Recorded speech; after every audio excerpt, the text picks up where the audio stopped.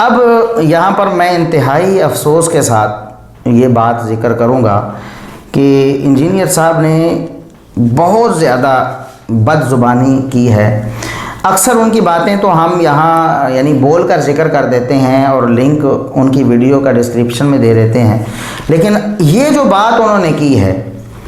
یہ جو ہم نے حدیثوں سے ثابت کر دی ہے نا، صحابہ کرام سے ثابت کر دی ہے کہ کسی حدیث کو سنانے سے یا حدیث سنانے سے باز بھی رہا جا سکتا ہے۔ کسی کو کہا جا سکتا ہے یہ حدیث فلاں کو نہ سناؤ، یا یہ تو کہتے ہیں کہ جو لوگ ایسا کہتے ہیں ان کے بارے میں ایسے لفظ گندے انہوں نے بولے ہیں کہ ہماری زبان ان کو ادا کرنے سے قاصر ہے۔ نہیں، ہم تو لرز کے رہ جاتے ہیں کہ محدثین کے بارے میں، ائمہ دین کے بارے میں، سلف صالحین کے بارے میں، اور یہ جو مشاجرات صحابہ پر سکوت کا مسئلہ ہے، صحابہ کرام سے بھی ہے، تابعین سے، تبع تابعین اور ائمہ دین سب سے ثابت ہے کہ وہ یعنی سکوت کرتے تھے۔ ایک تو دخل اندازی سے، دوسرا احادیث کو ذکر کرنا بعض اوقات کسی کے لیے فتنہ بن جاتا ہے، اور وہ ہم 6 حدیثیں بھی سنا چکے ہیں صحیح الاسناد جو ہیں۔ بعض لوگ کہتے ہیں جی وہ تو بڑا مثبت کام کر رہے ہیں، وہ جو کتنا اچھے انداز سے کرتے ہیں، آپ جناب بڑے سخت لفظ بولتے ہیں ان کے بارے میں، وہ تو جناب بڑی نرمی کرتے ہیں۔ تو ان کی نرمی جو محدثین کے بارے میں ہے اور سلف ائمہ سلف کے بارے میں ہے اور سلف صالحین کے بارے میں، وہ آپ کے سامنے آ جائے گی کہ کتنی ان کے اندر نرمی ہے اور وہ کیا کرتے ہیں۔ ٹھیک ہے، اگر صرف یہ کہہ رہا ہو حدیث پڑھنی نہیں چاہیے، یہ حدیث بیان نہیں کرنی چاہیے، تو پھر ہم کہیں گے کہ ایسے سلف کے ختنے چیک کرنے چاہیے۔ اب آپ کو بتاتے ہیں کہ یہ جو سکوت کرنا ہے یہ کن کن کا موقف ہے۔ صحابہ کا بھی ہے، محدثین امام ابو زرع، امام ابو حاتم اور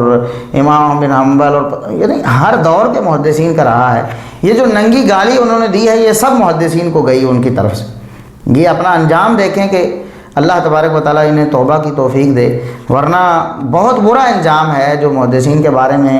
ایسا زبان دراز ہو جائے، اس کے بارے میں پھر ہم دعا کرتے اللہ تبارک و تعالیٰ ہدایت ہی دے۔ جو فتوے انہوں نے لگائے ہیں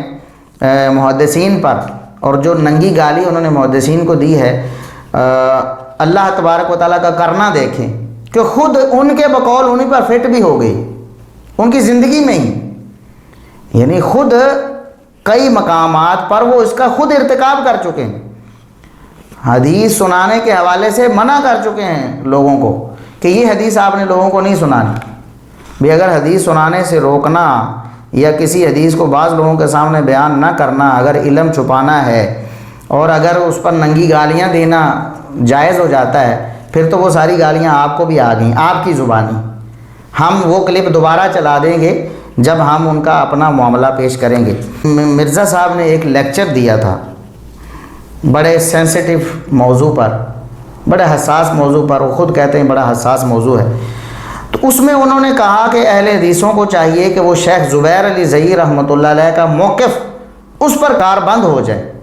وہ کہتے ہیں میرا مشورہ ہے اہل حدیثوں کو، اور وہ خود کہتے ہیں میرا اپنا موقف بھی یہ ہے کہ شیخ زبیر علی زئی رحمۃ اللہ علیہ کا موقف اس بارے میں صحیح ہے اور وہی موقف اپنانا چاہیے۔ شیخ زبیر علی زئی رحمۃ اللہ علیہ کا موقف کیا تھا اس بارے میں؟ وہ کہتے تھے کہ یہ حدیثیں صحیح ہیں، صحیح مسلم کی 2 حدیثیں ہیں، اور ان سے جو کچھ ثابت ہوتا ہے اس کا شیخ زبیر علی زئی رحمۃ اللہ علیہ نے انکار نہیں کیا۔ وہ کہتے ہیں یہ حدیثیں صحیح ہیں، ان حدیثوں سے یہ مسئلہ ثابت بھی ہوتا ہے، لیکن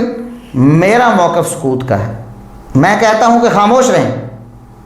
ان حدیثوں کو نہ آپ بیان کریں، نہ ان حدیثوں سے نتیجہ نکالیں۔ وہ کہتے ہیں کہ ہو سکتا ہے کہ اس سے نبی کریم صلی اللہ علیہ وسلم کو تکلیف ہو، یعنی بات جائز ہے اور بات حق ہے۔ خود انجینئر صاحب کہتے ہیں کہ امام نسائی رحمۃ اللہ علیہ نے نسائی پر باب قائم کیا ہے، اس حدیث سے جو مسئلہ نکلتا ہے امام نسائی نے وہ مسئلہ ثابت کیا ہے، اس کے باوجود وہ کہتے ہیں کہ امام نسائی کی بات معتبر نہیں، شیخ زبیر علی زئی رحمۃ اللہ علیہ کی بات معتبر، ان کا موقف مضبوط ہے کہ اس بارے میں زبان بندی کریں، آپ خاموش رہ جائیں، ان حدیثوں کو بیان نہ کریں، نہ ان حدیثوں سے مسئلہ ثابت کریں۔ اب وہ مسئلہ تو ہم یہاں ذکر نہیں کریں گے، اللہ تبارک و تعالیٰ نے توفیق دی تو انشاءاللہ پورا لیکچر اس پر بھرپور دیا جائے گا، اور دلائل سے مزین انجینئر صاحب نے جو ڈنڈیاں ماری ہیں وہ بھی انشاءاللہ بیان کی جائیں گی۔ تو بہرحال شیخ زبیر علی زئی رحمۃ اللہ علیہ کا موقف یہ تھا کہ حدیثیں صحیح ہیں، حدیثوں سے مسئلہ بھی ثابت ہوتا ہے، لیکن ہو سکتا ہے کہ کوئی بیان کرتے ہوئے الفاظ ایسے استعمال کر لے کہ اس سے نبی کریم صلی اللہ علیہ وسلم کو تکلیف پہنچے اور اس کے اعمال برباد ہو جائیں یا اس کی آخرت برباد ہو جائے۔ حدیثیں صحیح ہیں، صحیح مسلم کی حدیث صحیح ہے اور حدیثیں صحیح ہیں، لیکن ہم جو ہیں سکوت کرتے ہیں۔